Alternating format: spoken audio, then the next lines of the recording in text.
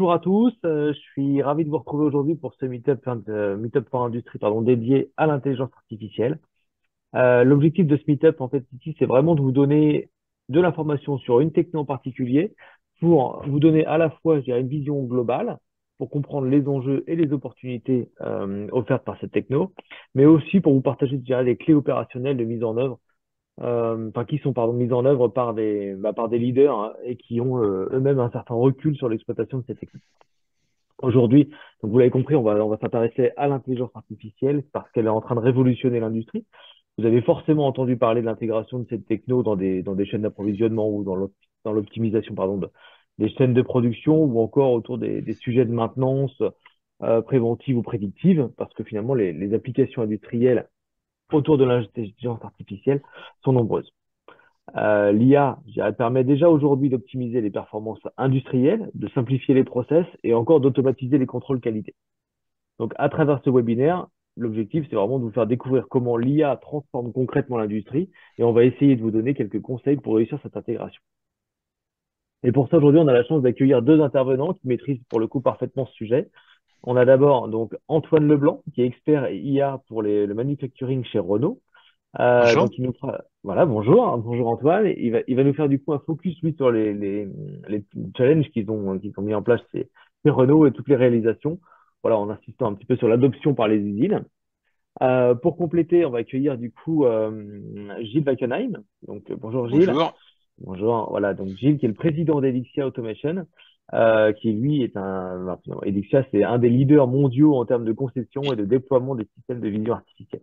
Donc, l'idée avec l'intervention de Gilles, c'est qu'il puisse nous présenter aussi différents cas d'usage et des éléments techniques pour comprendre un petit peu ce qui se cache, je dirais, dans le cœur du réacteur de l'intelligence artificielle. Donc, je pense qu'avec ces deux acteurs, hein, chacun d'entre vous, en fait, que vous soyez tout simplement curieux ou que vous soyez dubitatif, même sur la pertinence de cette techno, ou au contraire expérimenté, vous trouverez forcément des pistes de réflexion ou de travail. Vous trouverez les coordonnées de nos intervenants directement dans les slides du webinaire. Si vous avez des questions, bien sûr, pendant leur intervention, n'hésitez pas, vous avez le chat qui est à votre disposition.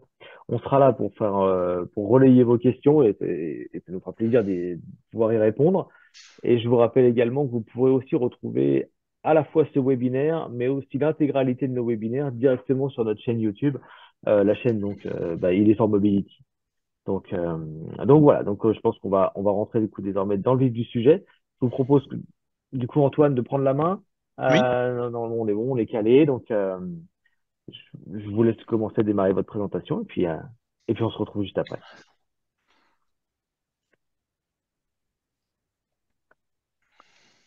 Vous me dites quand vous voyez mon Ouais. écran et, Alors, euh, et si vous m'entendez bien. eh ben on est bon et on vous entend, on voit tout et on vous entend bien. D'accord, très bien. Donc, bonjour à tous, bonjour à toutes. Antoine Leblanc, donc je travaille pour le groupe Renault au sein de la grande direction industrie et qualité, et plus particulièrement à la transformation du manufacturing, hein, des industries manufacturières. Donc, avec comme mission la compréhension des opportunités et des limites d'intégration de l'intelligence artificielle dans l'industrie. Donc, c'est une mission corporate, hein, qui vise à transformer l'ensemble des sites, véhicules et mécaniques, et qui s'inscrit dans un plan de transformation complet de nos usines. Donc, je vais essayer de vous donner quelques exemples d'applications. Je pense que c'est ce qui est plus intéressant. Où en est le groupe Renault? Quel a été le chemin pour arriver à l'exploitation de l'IA dans l'industrie, et quelques exemples concrets qui visent, vous le verrez, à transformer nos postes de travail. Voilà. J'ai qu'un écran, donc Antoine, si vous pouvez me relayer les questions, si vous avez des questions en parallèle, je peux pas suivre le fil de discussion, donc je vous remercie de me relayer les questions si c'est le cas. Ah, pardon, oui, je disais aucun problème, j'avais pas activé le D'accord, micro, aucun problème. d'accord. Donc vous verrez, bon, l'actualité du groupe Renault, est très centrée sur l'IA parce que forcément, avec un directeur scientifique qui est Luc Julia et un directeur général qui est très sensible à l'utilisation de l'IA pour l'interaction entre l'homme et la machine, on a pas mal avancé sur ces sujets-là. Donc, c'est pas nouveau pour vous peut-être de découvrir que dans le groupe, on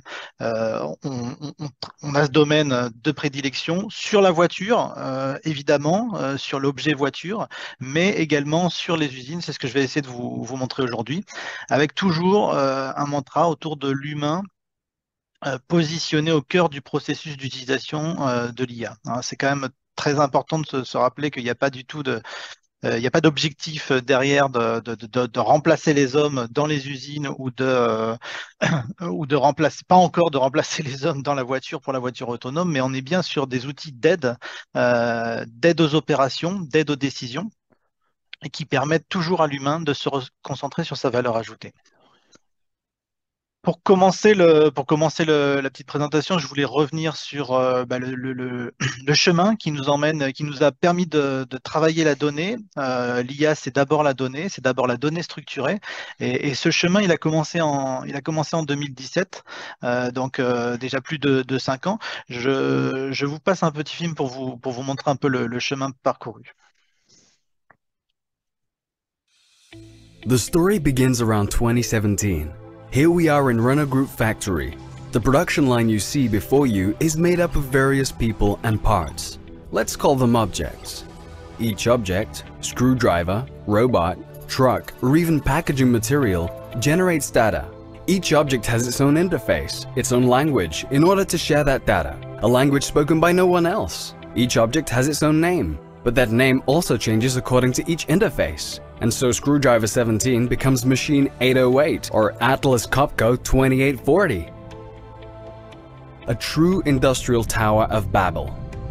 Renault Group is the first to become aware of the issue at play. There needs to be a platform that brings all objects together using a single set of standards so they can seamlessly interact with one another. Step 1. Install the telecommunications infrastructure they need to communicate. From 2017 to 2019, 6,000 acres of workshops are equipped with the necessary networks.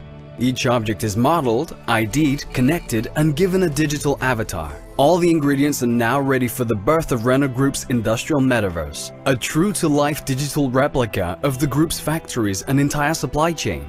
It provides a real-time simulation of the entire ecosystem and the countless relationships between avatars, making it easier to optimize the way they function in the physical world. What are the benefits? There are plenty. Our environment is becoming more and more complex by the day. The Renault Group Metaverse makes it easier to see, assess, understand, and therefore act in a timely manner. Reduced costs and increased quality. Real-time systems means you can intervene in the right place at the right time. Real-time monitoring and traceability of key parameters means enhanced prevention and early planning.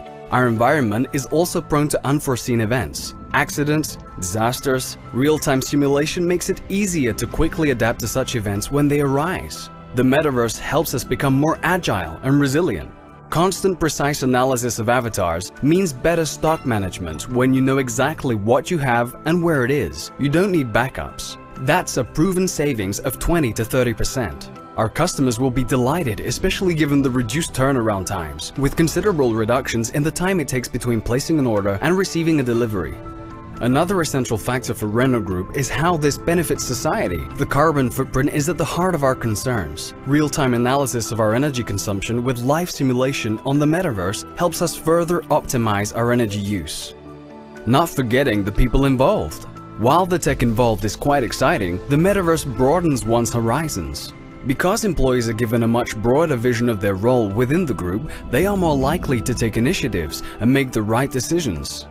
This is the full meaning behind our slogan, digital tools serving people. Standardize, synchronize, optimize. Above all, the Renault Group Industrial Metaverse places us at the cutting edge of a new era.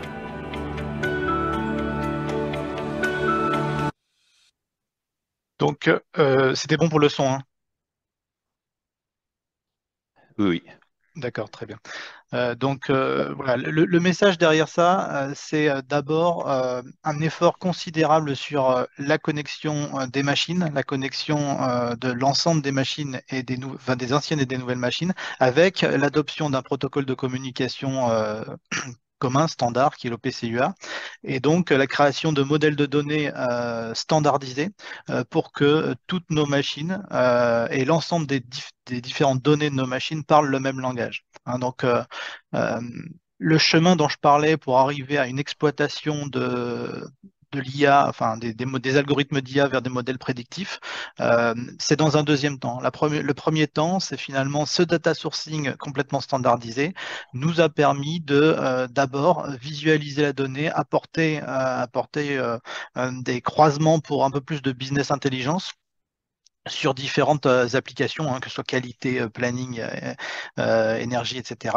Et aujourd'hui, la situation est que par l'ensemble de ces nombreuses, enfin de ces milliers de machines connectées, on se retrouve avec des solutions d'exploitation de données. Donc exploitation, j'entends visualisation, exploration et effectivement croisement des données, puisque le langage est le même, on peut croiser les données, nous permet de déployer ce qu'on a appelé le self-service big data, c'est-à-dire la possibilité pour les usines d'aller chercher dans le langage commun et dans la mise à disposition commune l'ensemble des données pour construire leurs propres outils de visualisation ou leurs propres outils de business intelligence, le cas échéant.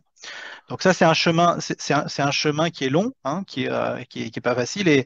J'aime bien rappeler quand même parce que quand on parle d'IA, on parle d'abord de data et on parle d'abord de structuration d'une donnée, d'une donnée. Donc voilà, ça c'est le chemin et c'est aussi pour ça qu'aujourd'hui le groupe Renault peut parler d'IA, peut parler de modèles prédictifs. Parce que d'abord, on a fait le chemin vers la standardisation, la visualisation et le croisement des données qui nous permet aujourd'hui de commencer à parler d'IA et de modèles prédictifs. Hein. Donc l'idée, c'est de dire que finalement, ce qu'on a appelé le métaverse, ce qu'on appelle aujourd'hui le métaverse industriel, c'est d'abord le regroupement des différents types de données et le langage commun et le langage commun, les modèles de données communs sur un protocole de communication standardisé dans tous nos sites industriels.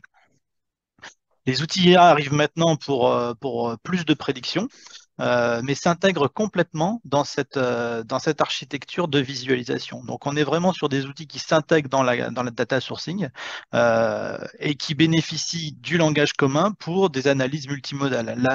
La forte valeur ajoutée de l'IA aujourd'hui, alors c'est pas complètement le cas partout, hein, mais c'est le fait d'aller chercher différents types de données pour des analyses de prédiction sur différents modes de données. Donc, ce que j'appelle l'analyse multimodale. Il existe des verticales spécifiques sur des images, sur des données temporelles, sur de l'acoustique. Je vais vous montrer quelques exemples. Mais la cible, c'est bien de mettre en place l'architecture et la structuration pour qu'on fasse de l'analyse multimodale. C'est ça la vraie valeur ajoutée de l'IA dans un mode industriel. Donc l'IA, donc ceci étant fait, hein, ce chemin étant fait, il est effectivement possible par l'exploitation d'une donnée structurée d'apporter des outils de prédiction, d'aide aux décisions pour nos opérateurs en ligne. Alors évidemment, quand on parle d'IA dans l'industrie, enfin je ne sais pas quel est le panel d'auditeurs, mais vous savez bien que dans l'inconscient collectif, il peut y avoir un imaginaire de très science-fiction. La réalité, elle est tout autre. Et le mantra, c'est bien de dire que l'IA est aujourd'hui, grâce à l'exploitation de la donnée, un outil de décision pour l'opérateur qui va lui permettre de se reconcentrer sur sa valeur ajoutée. Donc c'est vraiment pour ça que je commençais le discours sur le groupe Renault par cette approche-là.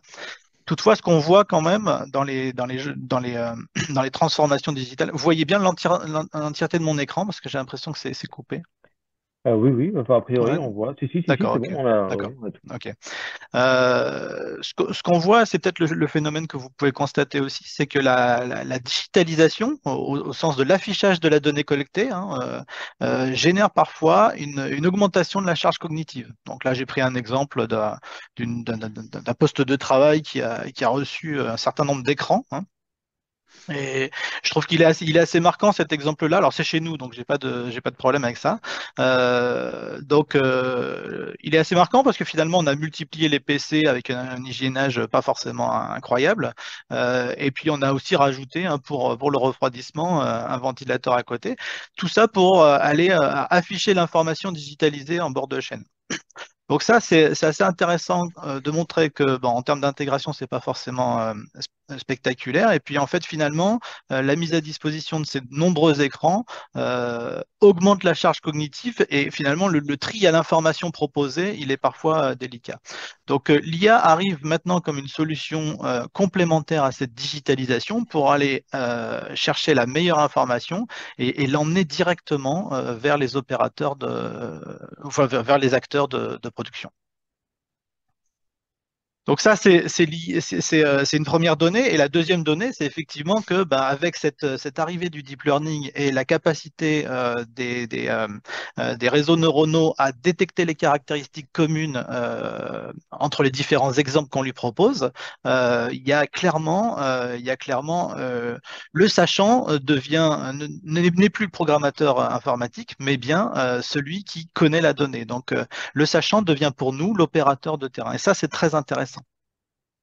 Ça nous permet aujourd'hui de dire que l'IA est une opportunité pour capter l'expérience de nos opérateurs, donc l'expérience terrain, pour réengager ceci dans un processus d'apprentissage permanent, itératif, et puis toujours en ayant en tête de réduire sa charge cognitive. Alors comment? Par la mise à disposition de solutions itératives, donc avec des IHM dédiés à l'itération homme-machine, l'interaction homme-machine, et puis en transformant les postes de travail. Donc les applications chez nous, elles sont déjà assez nombreuses. J'ai pas le temps de vous montrer tous les exemples. Mais je vais essayer de me focaliser sur l'interaction machine et puis en particulier sur l'aide à la détection d'anomalies en ligne de production, ce qui peut être assez, assez intéressant. Côté maintenance prédictive, enfin, la collection de nos machines et puis l'analyse des séries temporelles nous permet par exemple d'avoir des modèles de prédiction sur les pannes ou les défaillances potentielles de nos machines de remplissage ici sur l'exemple, mais pas que. L'idée, c'est de dire que finalement les modèles entraînés sont évolutifs et les interfaces qu'on développe, donc mises à disposition sur le terrain, ont toujours un module feedback pour avoir le retour du terrain, pour confirmer ou infirmer le résultat du modèle prédictif et l'affichage du modèle prédictif au bord de ligne. La confirmation ou l'infirmation du résultat permettra évidemment d'alimenter, enfin de réentraîner les modèles le cas échéant, ou d'alimenter les datasets avec des nouvelles données. Donc, on est toujours sur un écran de gauche avec une visualisation enfin, une prédiction plus une visualisation qui tente une explicabilité du modèle, et puis toujours un outil feedback pour soit nos opérateurs de maintenance, soit nos conducteurs de station directement en ligne. On a parlé des séries temporelles. On a équipé certaines de nos machines en plus de capteurs vibratoires de microphones pour détecter les. Pardon.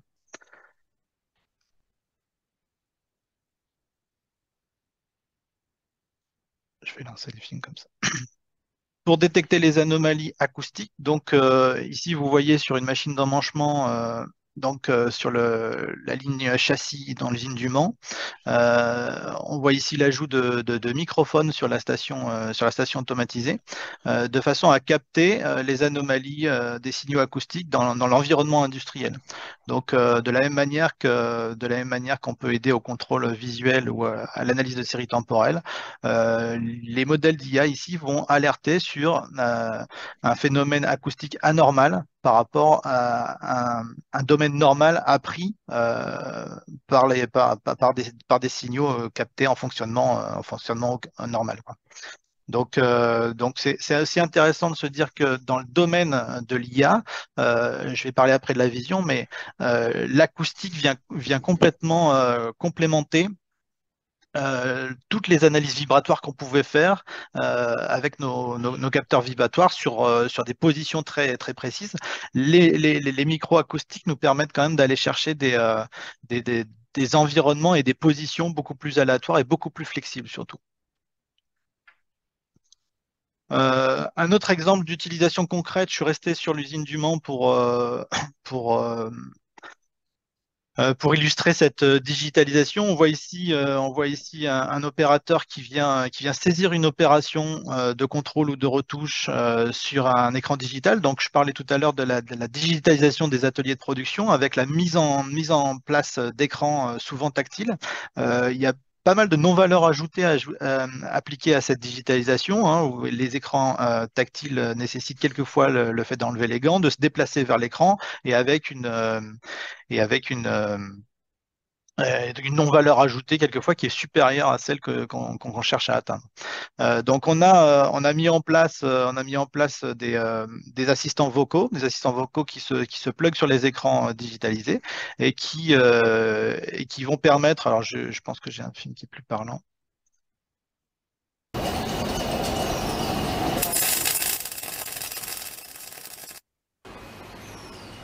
et qui vont permettre aux opérateurs de rester en opération tout en dialoguant à distance avec les écrans de saisie. Hein, donc là, on est sur l'intérêt de l'IA, c'est d'aller chercher, je vais éviter de parler en double, vous avez compris le principe.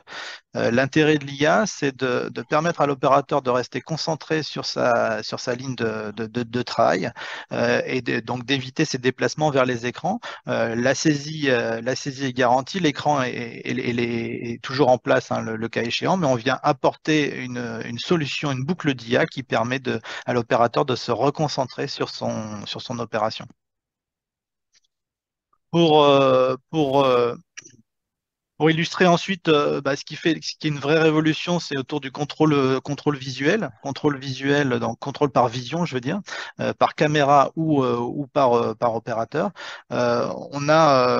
On a évidemment, j'aime bien illustrer la révolution de l'IA par ce type de problématique avec un besoin de contrôle là, de l'hygiénage de l'assemblage et avec des paramètres process qui sont très compliqués pour des systèmes de vision traditionnels, à programmer en tout cas avec une ligne continue, avec la présence d'opérateurs qui passent devant la caméra, un environnement industriel qui peut être plus ou moins éclairé, et puis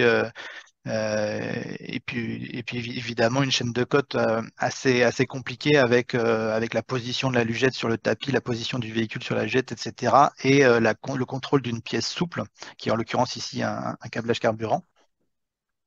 Ça, c'est clairement installé aujourd'hui dans nos usines grâce au, au computer vision avec des modules très intéressants. Le premier, c'est les modules d'objet détection. Les modules d'objet détection nous permettent d'installer des systèmes sans utiliser de capteurs physiques pour déclencher les photos. Hein. Donc, repérer par exemple cette lugette ou repérer un élément dans le flux vidéo direct pour déclencher une photo, ça permet aux opérateurs ça permet d'éviter de réserver des zones de contrôle sur les lignes de fabrication. Et c'est une vraie révolution. Donc, l'IA d'abord pour l'intégration des solutions vision dans les lignes de production. Et ensuite, évidemment, tout ce qui est classifieur et modèle de classification ou de régression pour déterminer, à partir des exemples de catégories bonnes ou pas bonnes, les, euh, les les conformités ou les aides au contrôle. Ici, on voit par exemple, toujours sur l'usine châssis du Mans, on voit par exemple ici un opérateur qui précédemment qualifiait l'ensemble des cordons de soudure et qui bénéficie à droite d'une boucle d'IA pour l'aider dans sa qualification sur des images de cordons qui ont été jugées avec une attention particulière à porter sur la couleur rouge et orange versus la couleur verte. Après, l'idée est toujours de baisser la charge cognitive d'un opérateur qui, dans ce cas-là, ici, a 12 images à contrôler toutes les 30 secondes. On a multiplié les systèmes embarqués en Edge avec ces modules donc d'objet détection pour déclencher les photos et de classifieurs pour traiter pour traiter les images.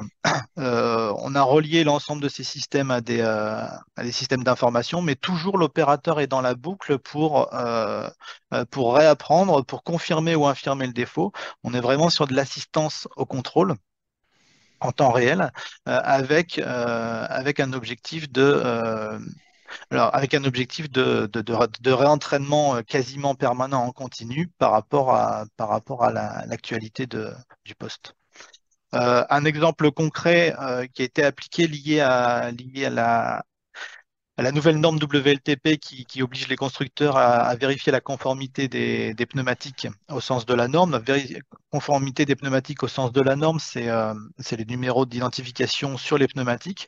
Donc on a développé pour ce cas-là et pour le contrôle complet de l'assemblage pneu-jante, un système basé sur le déclenchement photo par IA, par objet détection, et le classement. Donc je vous montre un film.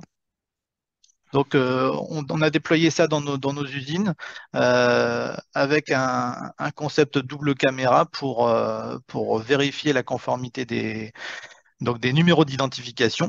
Donc, comparaison de 2 à 2. Et puis, évidemment, on en profite pour faire le contrôle conformité jante, conformité d'autres conformités extérieures véhicules. Mais là, on voit ce qui est très intéressant ici, ce que je voulais vous montrer, c'est finalement par rapport à des systèmes, enfin, il y a des systèmes qui sont, Gilles en parlera chez Dixia, là, qui sont très intéressants sur le mesure de jeu ou le recalage. Pour ce qui est système de classification d'images relativement simple, l'intégration industrielle est fortement facilitée par le module d'IA objet détection qui nous permet d'autoriser les opérateurs à passer dans cet îlot de contrôle, puisque évidemment, ça ne va pas perturber le système. Voilà, je pense avoir tenu les 20 minutes. C'est pas facile, je suis désolé. Merci pour votre attention. Ce que je voulais vous montrer, c'est un déploiement déjà existant de l'IA. Alors, je suis resté vraiment sur l'IA prédictive. Il y a évidemment le chapitre IA générative pour l'ingénierie de production principalement et pour les opérations de maintenance qui est un cas un peu particulier. Et je voulais vous montrer des exemples.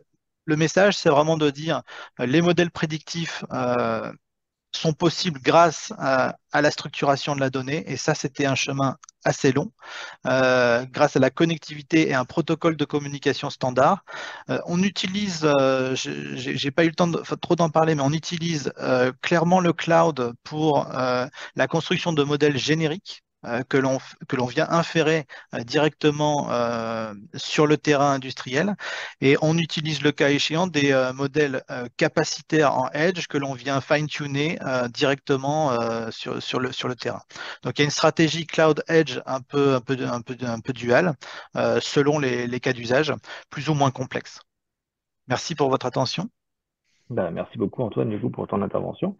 C'était assez complet. C'était des exemples illustrés en vidéo, ça rajoute toujours un petit peu enfin, une meilleure compréhension, donc c'est toujours bien. Merci beaucoup. Alors du coup, côté chat, n'hésitez pas à poser vos questions maintenant que l'intervention est terminée, mais vous pouvez aussi le faire avant, il n'y a pas de souci. Du coup, de mon côté, j'ai une question du coup en termes de conseils, je dirais pour une entreprise primo-accédante, avec le recul que vous avez vous et puis les différents cas d'usage que vous avez vous. Enfin, ce serait quoi finalement? Enfin, vous avez parlé de la data en premier lieu, avant même d'avoir des sujets d'intelligence artificielle. Finalement, les premiers steps pour s'engager dans ce genre de techno. Enfin, comment on sait si ces datas sont clean? Comment on sait si déjà les datas qu'on remonte sont pertinentes? Comment on choisit les datas qu'on va remonter? Comment on stocke déjà ces datas? Comment on sait que enfin, comment on amorce, je dirais finalement, un projet d'intégration d'intelligence artificielle? Faut bien séparer la partie, enfin, il y a la partie collection complète de la donnée et croisement de la donnée pour une exploitation sur des modèles prédictifs avec de la donnée massive, type Mhm. série temporelle, etc., ou croisement de données. Là, on est dans le domaine plutôt, effectivement, on va dire, qu'on appelle nous industrie métaverse avec le cloud et un travail de data analyst pour effectivement la En effet. qualité de données qui est très forte. L'approche immédiate, elle peut se faire en edge et on a vraiment pris les deux options. Donc, je vous ai montré la collection de données et les exemples que Mhm. je vous ai montrés sur la vision, par exemple, elles se basent sur des algorithmes capacitaires qui sont entraînés avec très peu de données donc directement sur le terrain. Donc moi je pense que pour approcher la valeur ajoutée d'une IA avant de se jeter dans une collection de données massive avec un travail important de surveillance et de nettoyage de la donnée, pour approcher la valeur ajoutée de l'IA, il est important de partir du terrain, donc de prendre des algorithmes capacitaires. Alors si on parle de computer vision, enfin c'est vraiment il y a une somme d'algorithmes open source qui sont spécialisés soit sur la détection d'anomalies, soit sur la classification d'images. Idem pour l'acoustique ou pour le vibratoire.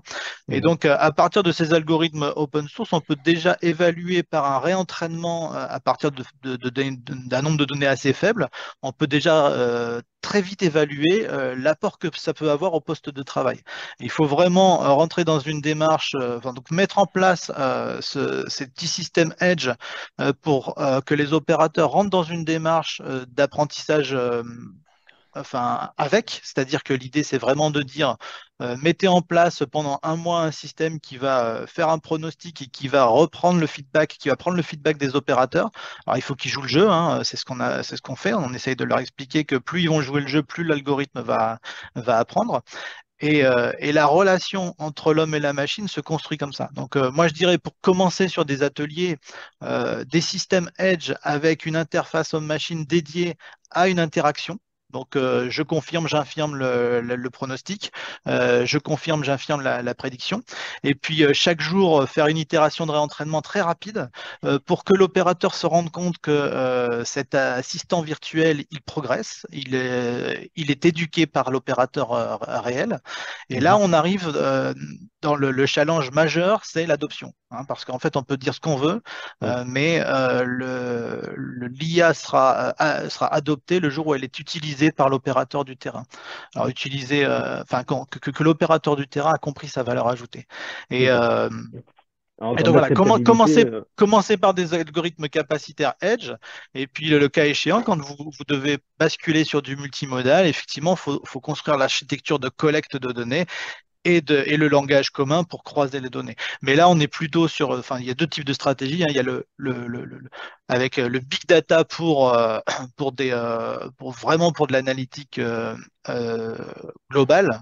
Typiquement, bon, si vous avez besoin de faire de la consommation d'énergie ou si vous avez besoin de faire la maintenance prédictive, on a quand même besoin d'une collection de données massive. mhm. Par contre, pour tout ce qui est détection d'anomalies par l'acoustique ou par la vision, vous pouvez très bien démarrer avec très peu de données. C'est ça qui est très intéressant dans l'IA, c'est on a à la fois ces deux approches possibles et le croisement de ces approches complémentaires. Mhm. Ok. Oui, effectivement, enfin, c'est vrai que c'est des sujets qui font l'objet de recherche depuis déjà plus de 30 ans. Enfin, du coup, on a quand même maintenant pas mal de modèles qui sont accessibles. Donc on a ça. Et alors, du coup, je reviens juste sur l'interaction homme-machine. Du coup, d'un point de vue acceptabilité par les opérateurs, je dirais, bon, une fois que la valeur ajoutée est perçue, ça, je dirais d'accord, mais en amont, pour amorcer le projet, comment, Alors, comment c'est perçu généralement chez vous? Ouais, bah, des démonstrateurs industriels pour amorcer le projet. Mhm. Il faut voir l'IA, enfin, comme moi je parle d'assistant cognitif, on a beaucoup cherché les mots, hein, parce que c'est toujours délicat, on a dit, surtout en France, de parler d'IA, un peu moins à l'étranger. Il y a un fantasme, je pense, lié à la traduction française d'intelligence artificielle, Mhm. qui est le mot intelligence en tout cas peut être lié au fantasme. Et donc ce qu'on voit, c'est clairement euh, défini comme un assistant virtuel ou un assistant cognitif, c'est la pertinence de la réponse qui va faire l'adoption. Hein. Et donc aujourd'hui, l'adoption passe par le fait que on explique que plus il va y avoir d'interactions, plus l'assistant cognitif va être performant ou pertinent. Et donc, c'est pour ça que, en fait, ce qu'il faut créer, c'est la relation, l'interaction entre l'homme et la machine. La machine. Et pas le diagnostic brut, quoi. Donc, voilà. Ouais. Le challenge, c'est de dire aux opérateurs de terrain que plus ils vont utiliser, plus ils vont nourrir le système, plus celui-ci sera performant. Ok. Bon, très bien. Très bien, très bien. Bah, écoutez, merci beaucoup, Antoine. Merci pour votre écoute. Merci. Du coup, vous avez fait un petit teasing du coup de la présentation de Gilles qui va suivre donc pendant la vote de présentation. Donc du coup, Gilles, si tu as, on te voit, enfin si tu es là déjà, Oui, je suis encore là. normalement c'est bon, tu es là, on te voit normalement. Pardon, excuse-moi, pardon, il y avait une question qui était passée que j'avais ratée. Bon, attends, je l'avais. Bon, ouais. Juste une question pour Antoine. Du coup, en ce qui concerne les algos utilisés, cela repose uniquement sur des réseaux de neurones ou vous utilisez aussi des méthodes mathématiques statistiques, Hmm. exemple analyse en composantes principales. Ouais, on fait vraiment l'IA dite symbolique ou connexionniste, hein. Donc, on couvre là. J'ai pas eu le temps de vous montrer l'ensemble des applications, mais évidemment, il Mhm. y a encore beaucoup d'IA symbolique basées sur des règles. On a encore beaucoup de systèmes experts.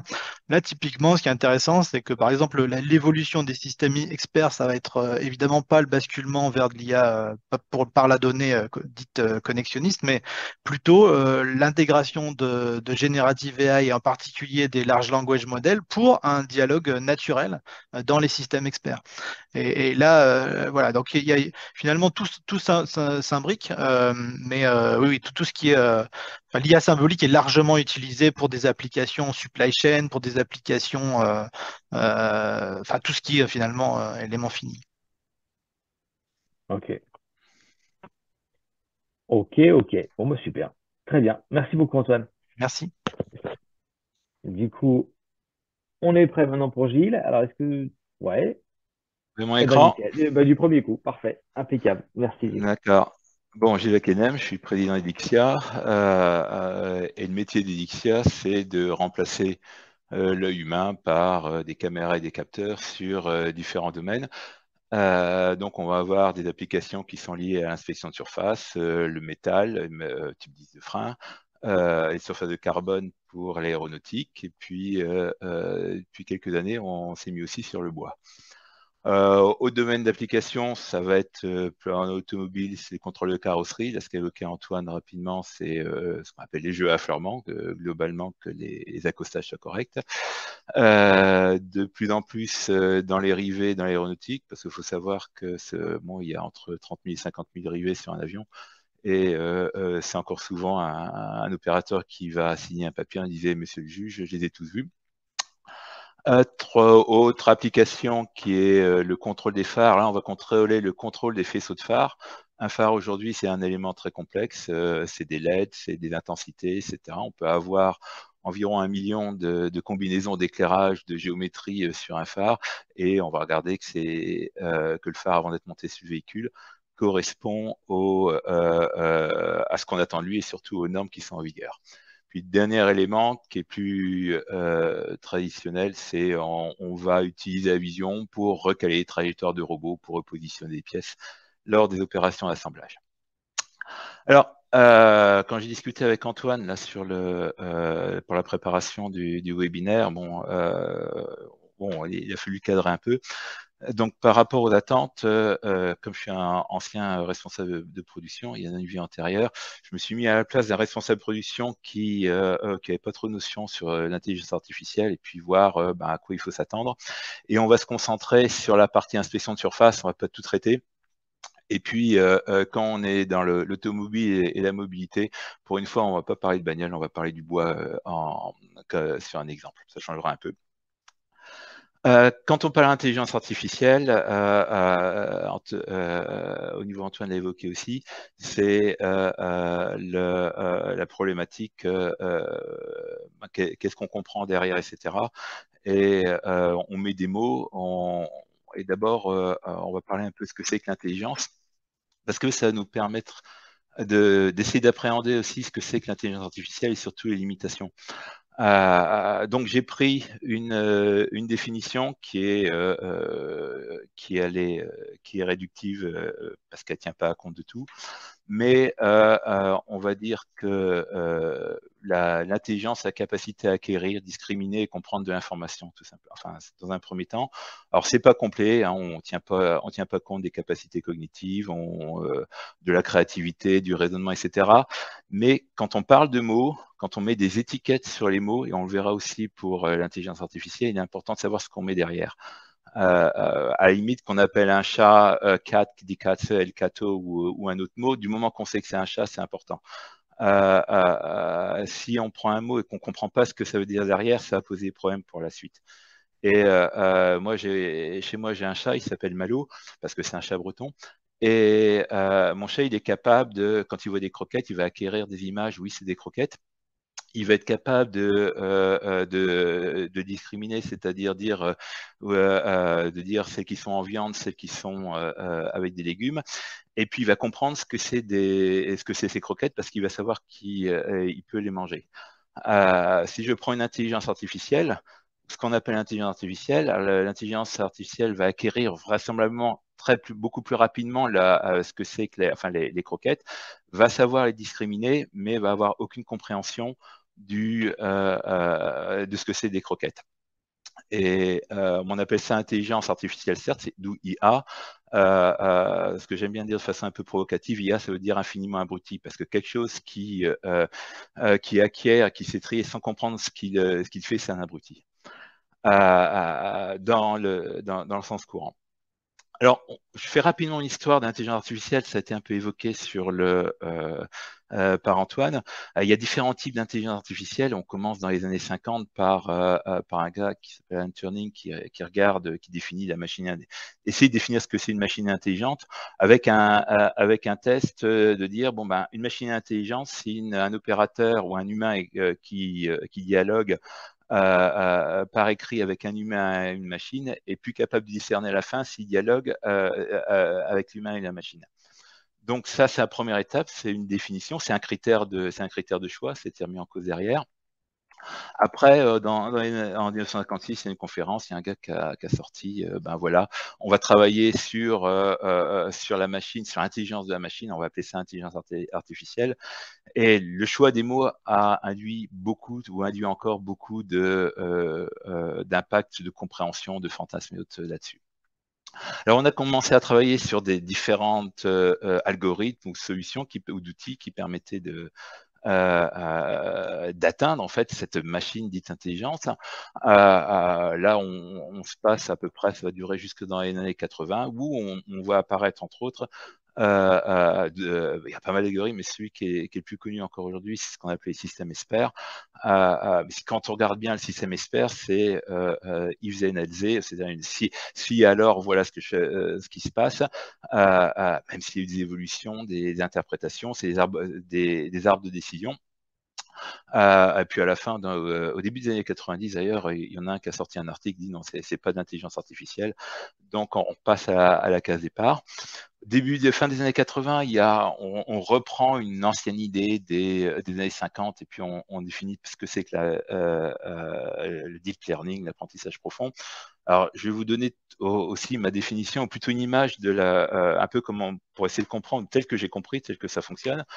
Vous avez tous un grille-pain chez vous. Il faut imaginer qu'un modèle de deep learning, c'est un grille-pain avec 10 000 boutons. Et puis, ce grille-pain, il y a des capteurs. Et il est capable de déterminer ce que c'est la couleur du pain, s'il est humide, ses dimensions, enfin d'autres critères. Et vous mettez une tranche de palmie dans le grille-pain, et puis vous voulez avoir une cuisson parfaite, et puis vous réglez les 10 000 boutons jusqu'à avoir cette cuisson parfaite pour ce pain-là. Puis vous en prenez un autre qui a des dimensions un peu différentes. Ça reste du pain de mie, mais il va être un peu plus mie, etc. Vous réglez les boutons, toujours pour avoir la cuisson parfaite. Vous faites ça avec des différents pains de mie, avec bord, sans bord, etc. Et puis à chaque fois, vous réglez les boutons. Et puis après, une fois que vous avez fait les pains de mie, vous faites le pain complet, pain épeautre, etc. Et vous jouez le même jeu. Donc, le deep learning, c'est à peu près ça comme fonctionnement, avec une différence, c'est qu'il n'y a pas 10 000 boutons, il y en a quelques millions, parce qu'on va appeler ça neurone, ou neurone artificielle. Et puis, il n'y a pas seulement un pupitre avec plusieurs millions de boutons, il y en a plusieurs qui sont les uns derrière les autres. Et à chaque fois où on touche à un, on va toucher à tous. Donc, c'est pour ça que ça a pris un peu de temps, parce qu'il fallait la capacité pour changer les boutons. Avec deux impacts. Le premier impact, aujourd'hui, tout ce qui est deep learning, et ça va nous poser des problèmes après quand on va utiliser cet algorithme, c'est tellement compliqué qu'à la fin, on n'a pas, quand on a un résultat qui soit bon ou mauvais, on ne sait pas vraiment pourquoi. On sait que ces modèles vont converger vers un résultat. Et donc, il n'y a pas de... il n'y a pas l'explicabilité, c'est-à-dire, c'est un peu gênant parce que nous, on est quand même dans l'industrie et quand on a une machine ou un système qui donne une erreur, on nous demande, il faut d'ailleurs revenir à la source de l'erreur. Et là, c'est difficilement possible, voire quasiment impossible. C'est bien d'ailleurs. Alors bon, voilà mon modèle. Que j'espère que vous l'avez compris. Si vous l'avez pas compris, c'est pas très grave parce que il y a quand même un gag dans l'histoire, c'est que le deep learning, ça va converger vers un résultat, mais on sait toujours pas pourquoi. Donc c'est pas très gênant finalement de comprendre comment ça continue. Après, dans l'histoire, on voit dans les années 2010, et là, on commence à avoir des applications pratiques du deep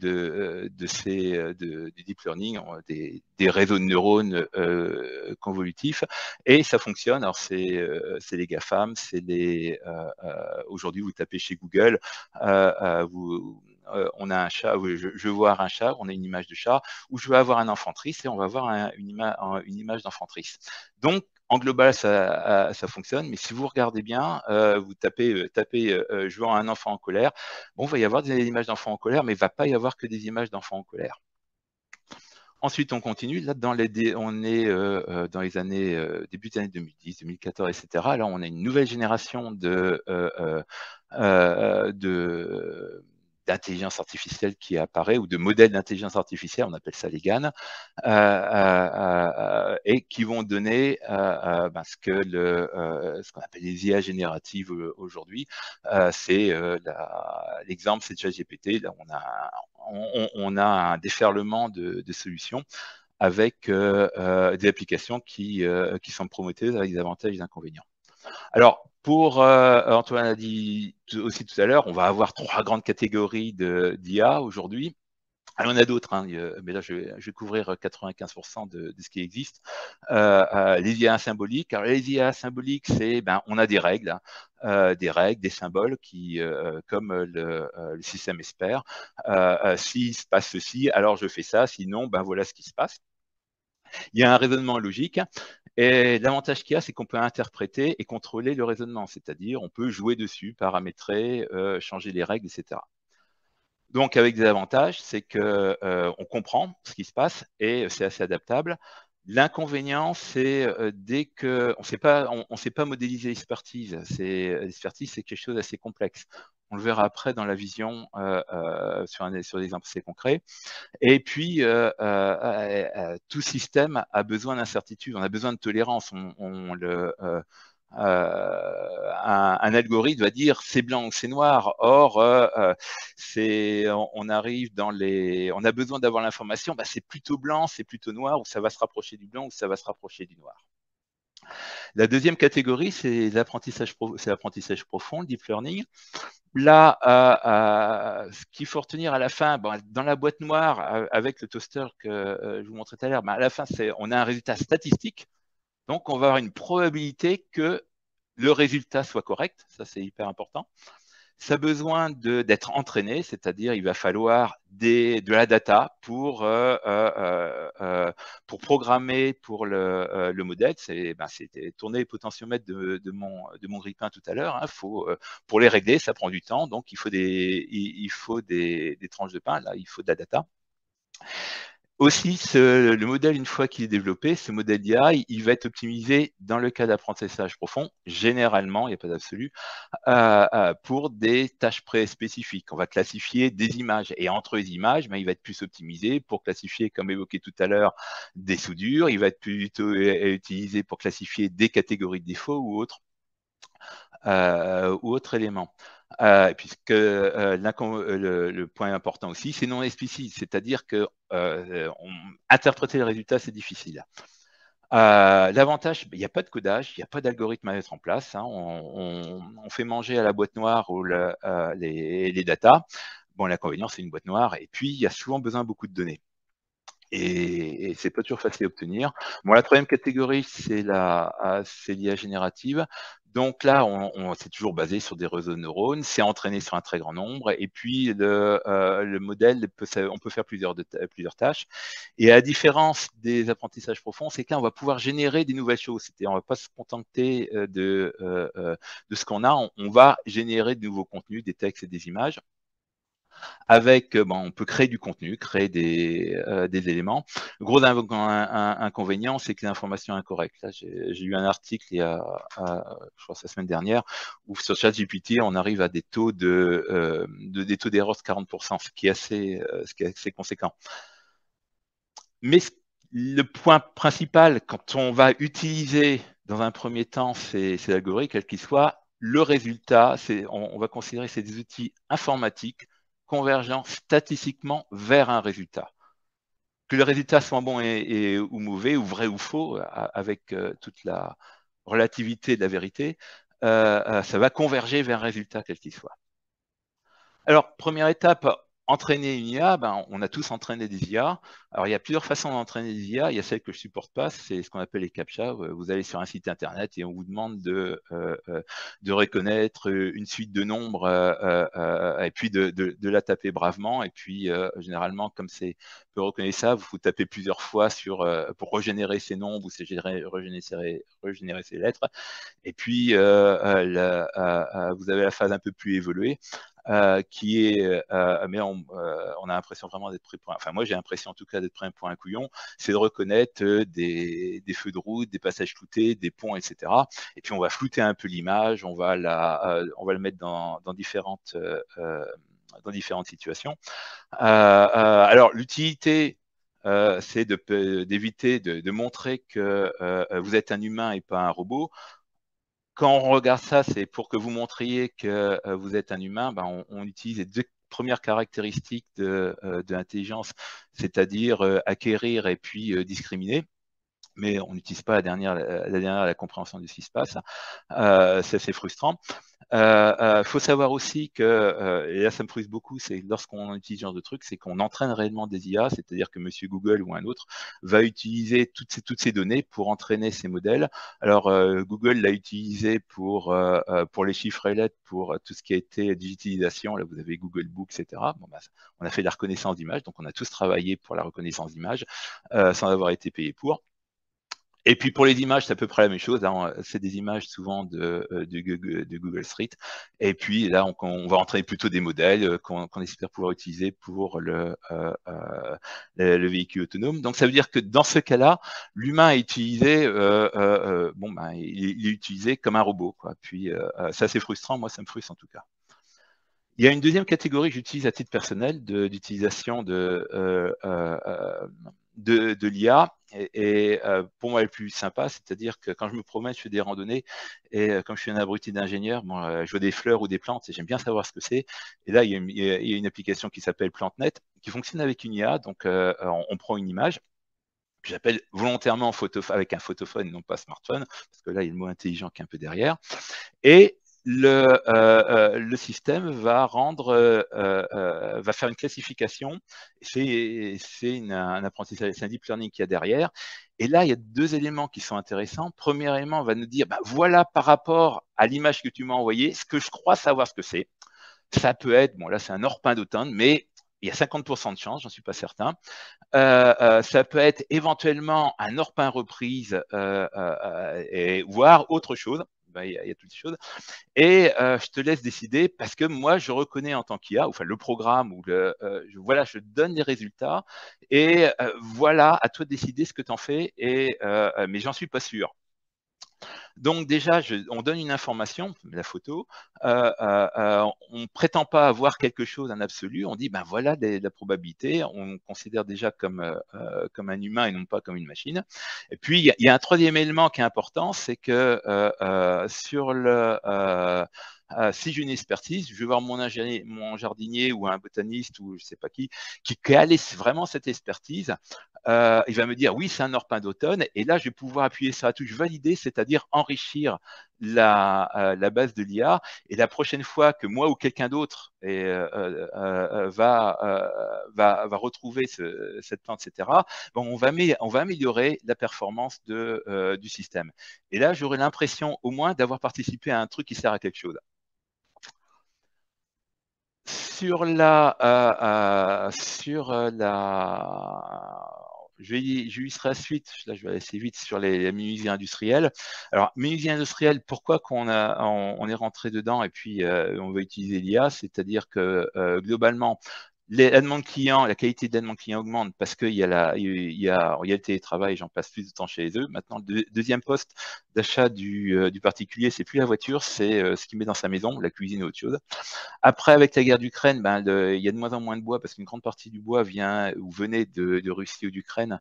Et donc, quand on a du bois, faut l'utiliser au mieux. Et puis, l'industrie du bois, qui est composée de PME, voire de TI, qui sont dans des lieux où il n'y a pas forcément beaucoup de manœuvres. Nos industries ont déjà un manque de manœuvres, les autres, ça devient difficile.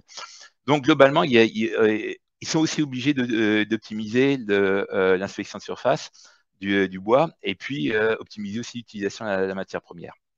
Donc, dans le bois, on va chercher des défauts. Et quand on regarde des défauts, on va retrouver des défauts qu'on va appeler des arrachements, des brûlures, des fentes, des nervures ou des nœuds. Alors, dans les nœuds, il y a les moustaches, étoiles, seins, etc. J'en passe des meilleurs.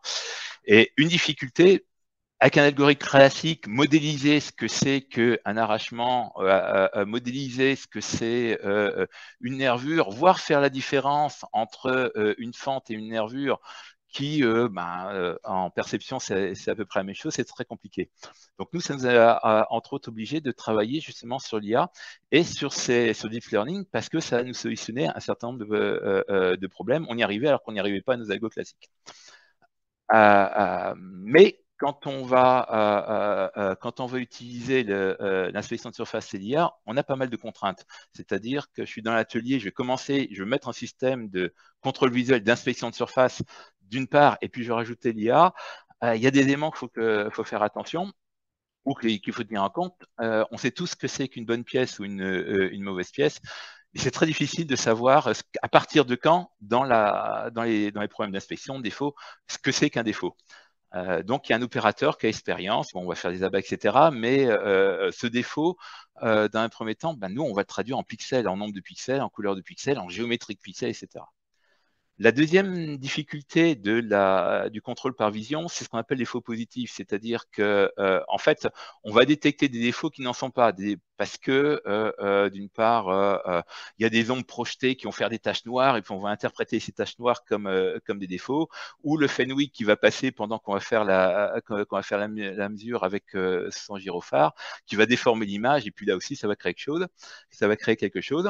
On a d'autres contraintes qui est le temps de cycle. C'est-à-dire que le contrôle, comme tout le monde sait, ça n'a pas de valeur ajoutée, donc il ne faut pas perdre de temps derrière. Pour un disque de frein, on a 4 secondes dans nos industries souvent. Quand on a donc en 4 secondes, il faut faire le traitement faut prendre l'image, trouver les défauts, donner le résultat, etc.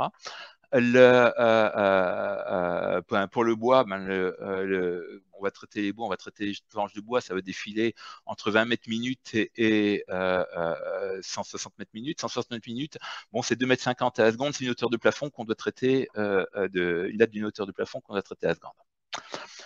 Et l'IA pose aussi d'autres questions. D'abord, il nous faut des images, il faut qu'on apprenne les modèles, mais il faut avoir les images et il faut avoir les défauts. Et ça, c'est pas toujours facile. On prend l'industrie automobile, on a 1% de défauts. Donc, ça veut dire que si j'ai une IA qui a besoin de 10 000 images pour être apprise, pour être entraînée sur un défaut, ben 1%, il faut produire 1 million de pièces pour avoir suffisamment de matière à entraîner. Bon, allez, on a une bonne IA, on va en faire 1000, mais il faut quand même 100 millions de pièces pour avoir la chance statistiquement, de générer ces défauts. Et sauf que là, je pars d'un défaut, et une pièce a généralement on a plusieurs types de défauts. Donc, on multiplie le nombre d'images potentielles, voire le nombre de pièces à produire pour avoir un défaut. C'est pas toujours facile. Deuxième élément, ça va être la labellisation des images, mais il faut quelqu'un, comme dans les CAPTCHA, les trucs que fait Google les images, qui disent, bon, ça, c'est un passage piéton, c'est un pont, etc. Sauf qu'on va passer de la même façon pour des soudures ou pour des images de nœuds. Ben, il faut mettre quelqu'un derrière qui dit, ça, c'est un nœud, ça, c'est un arrachement, etc. C'est un boulot assez c'est passionnant, et personne ne veut le faire. À part une génération stagiaire là, qui a passé, ou de projets de fin d'études, qui ont passé leur projet de fin d'études justement à faire de la labellisation. Autre élément, la problématique d'entraînement d'IA, bon, il faut de la puissance de calcul. Alors souvent, on va passer par le cloud, etc. Moi, ça me pose des problèmes sur la propriété de l'image, parce que si vous entraînez ça à l'extérieur, chez Monsieur Google et chez Monsieur Amazon, ben, vous aidez aussi à améliorer votre modèle, et on verra après, le modèle a de la valeur, parce que c'est du savoir-faire finalement qu'on digitalise. Autre élément dans la vision qu'il faut tenir compte, bon, on a bien entraîné les modèles, et les défauts, on sait les reconnaître à 90%. Chaque défaut, bon, c'est ce qu'on arrive assez rapidement d'ailleurs, sauf qu'une pièce va avoir plusieurs défauts, donc ça veut dire que une pièce qui a 3 défauts, ben, la probabilité qu'il y ait un défaut, ça ne va pas s'additionner, les probabilités, ça va se multiplier. Donc on fait 0,9 par 0,9 par 0,9, on va arriver à 0,70, on va diminuer à 70% la performance de l'IA, qui est à peu près celle de l'humain d'un contrôle visuel. Et dernier élément, ce qu'on appelle l'inférence, ben, si on a on a peu de temps pour traiter les images, il faut des moteurs IA ou des modèles IA qui soient très très réactifs. C'est-à-dire, nous, notre unité de travail chez Elixia, c'est la milliseconde, parce que on a à peu près de l'ordre d'une seconde souvent pour faire tout le traitement, rendre un verdict pour dire que la pièce est bonne ou mauvaise, ou pour déclencher une scieuse dans le processus du bois, parce qu'après, il y a les autres pièces qui sont derrière qui poussent. Donc, quelles vont être les stratégies? Première idée, ça va être, première approche, là, Antoine l'a dit, c'est avoir des bases ou des stratégies qui permettent d'avoir le moins d'images possible pour l'apprentissage. Donc, il y a des modèles qui le permettent. On va utiliser des modèles préentraînés et autres. Mais on peut faire quelque chose, nous, au niveau de l'atelier ou en termes d'utilisation. C'est-à-dire, c'est typiquement limiter les variations de prise d'image. Alors, c'est pas toujours possible. Il y avait l'exemple à des véhicules défilés. Oui, là, il faut gérer. Donc, il faut apprendre.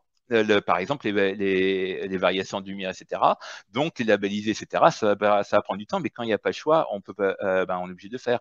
Donc, quand on a la possibilité, et ça, on le peut dans les systèmes d'instruction de surface, que ça soit sur des disques de frein ou des pièces type bois, etc., on va faire au moins toute la prise d'image dans un environnement caractérisé.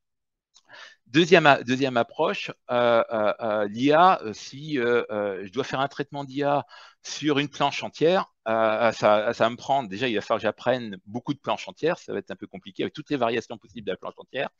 Donc ce qu'on va faire, on va d'abord utiliser l'IA.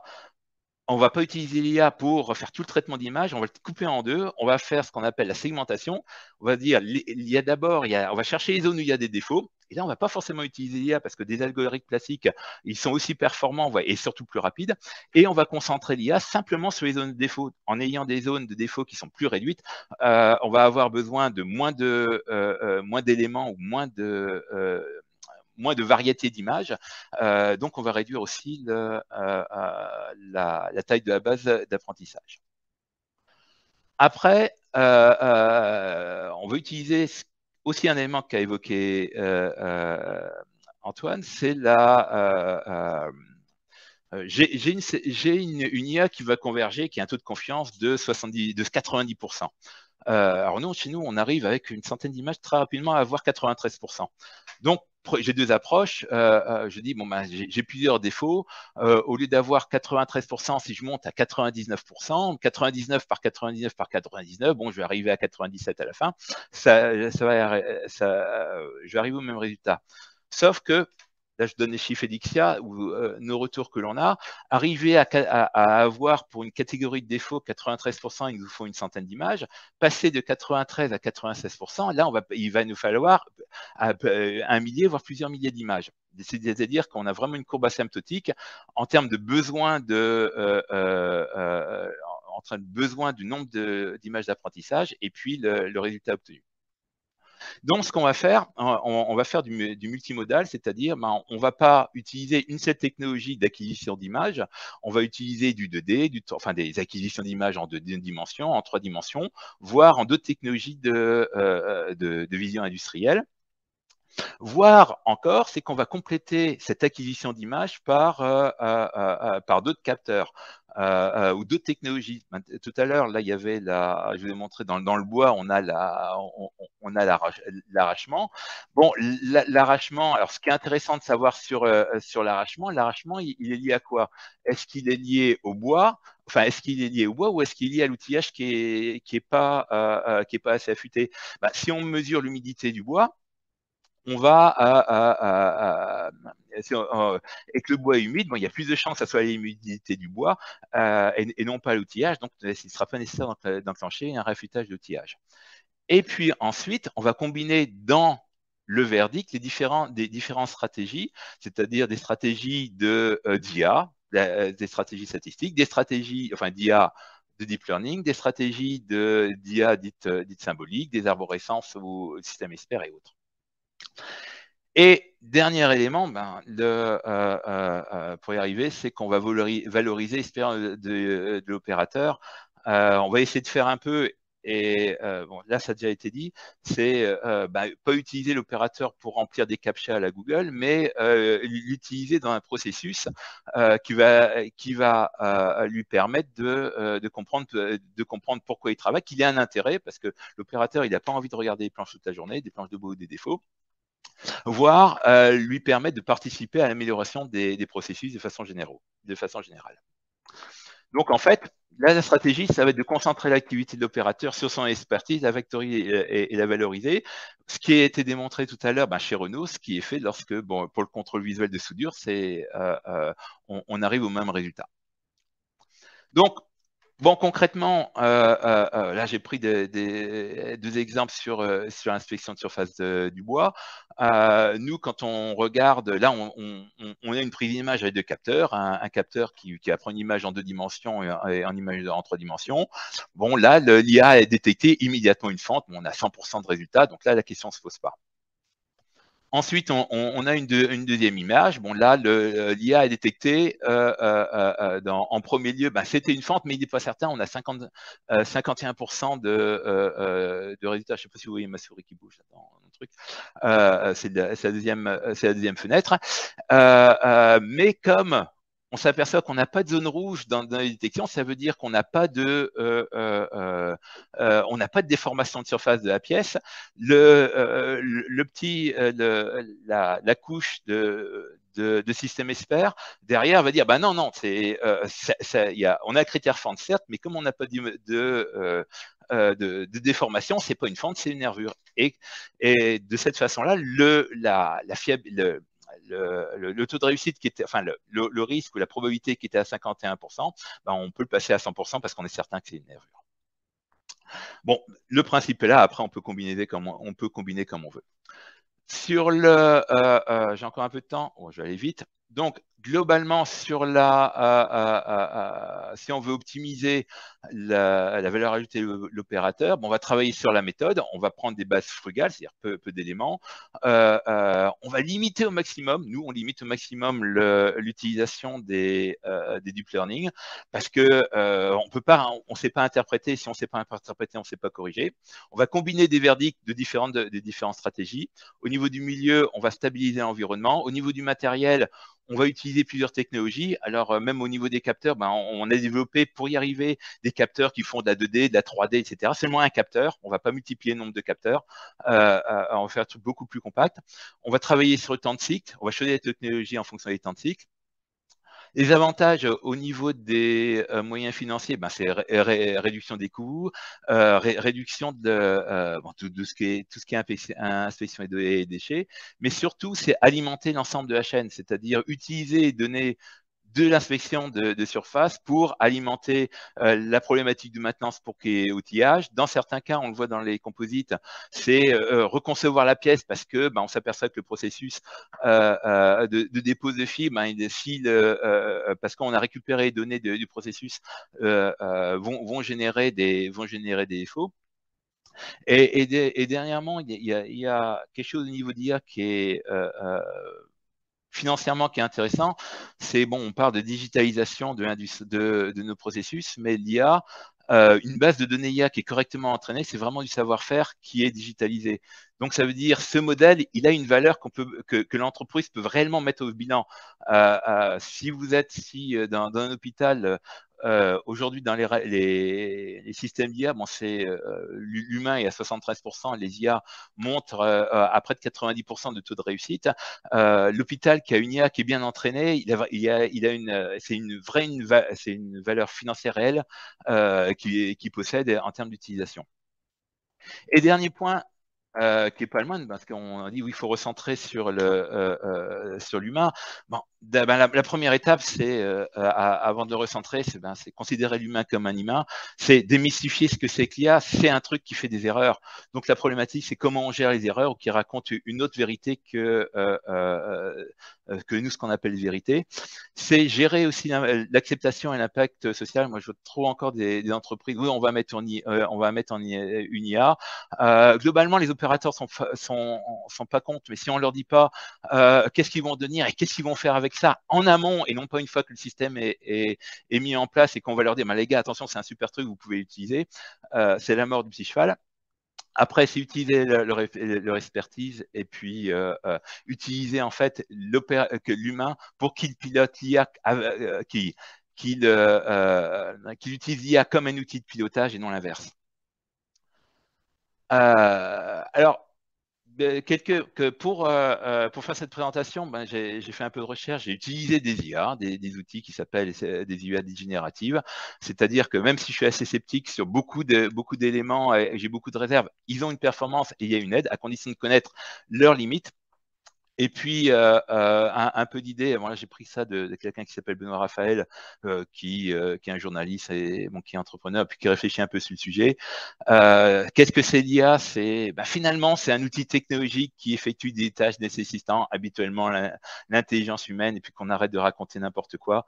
Ou de faire fantasmer. Aujourd'hui, sur les chats GPT, on dit qu'ils hallucinent. Non, une IA hallucine pas. Elle donne simplement le résultat de ce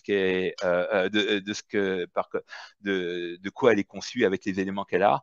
Halluciner, c'est une caractéristique humaine. Qu'on arrête de faire de l'anthropomorphisme avec de l'humain.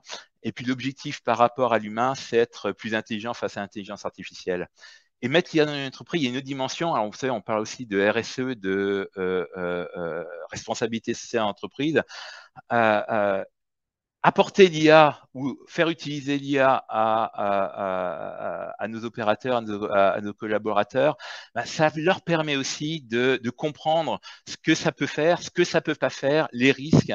Et aujourd'hui, apprendre ou faire prendre conscience à quelqu'un, à un opérateur, à un humain, ces risques, ces chances, ces risques de l'IA, c'est vraiment faire preuve d'intelligence quand on voit les enjeux que constitue l'IA aujourd'hui et dans les prochaines années.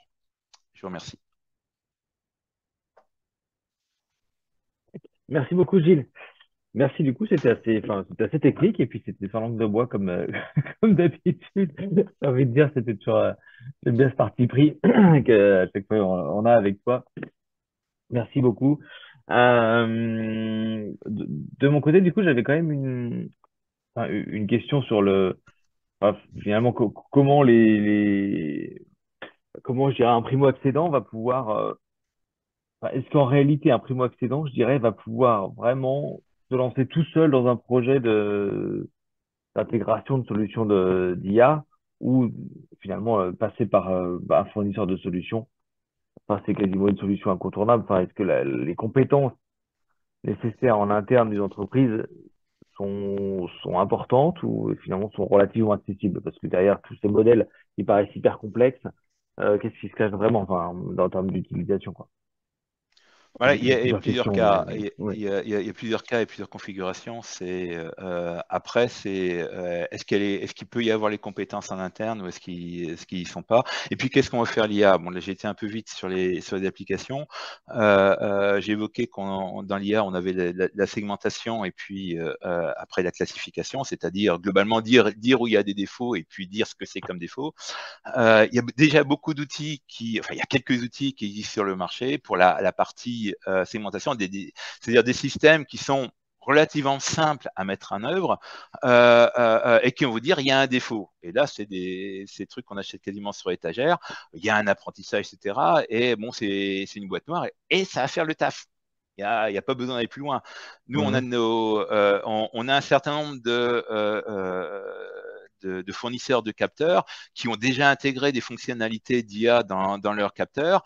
Et pour un certain nombre d'applications qui sont de tri simple, de pièces simples, ça va faire le boulot. Et là, il n'y a pas besoin de compétences, c'est globalement utiliser un logiciel. Après, il y a le deuxième niveau, ça va être quelle est la complexité quel niveau de complexité qu'on veut mettre en place. Ben, typiquement pour le bois, où là il y a pas d'éléments qu'il y a sur le marché, il y a on est sur un marché on est sur des clients c'est des PME, des gros CTI qui n'ont pas forcément les compétences, qui n'ont pas forcément les appétences non plus par rapport à ça. Donc là, vaut mieux se faire accompagner tout en étant conscient que mettre l'IA, c'est pas mettre un système, on appuie sur le bouton, ça fonctionne, c'est un système qu'il va falloir entretenir. C'est-à-dire le modèle de l'IA, il va falloir lui donner à nourrir pendant, l'approvisionner pendant tout le temps. Ben simplement pour une menuiserie, ben on va changer de bois, on va avoir des nouveaux bois, on va passer de résine à feuillu, etc. Les caractéristiques vont pas être les mêmes, donc il va falloir faire évoluer tout ça. Donc, et prendre conscience aussi en tant qu'utilisateur de l'IA, c'est que c'est un système statistique. Donc, il y a un taux d'erreur. Donc, il faut mettre en place toute l'organisation, qui est autour pour absorber cette incertitude. Donc, c'est une organisation qui est à mettre en place. C'est une philosophie. C'est comme toute machine, faut apprendre à l'utiliser. Mhm.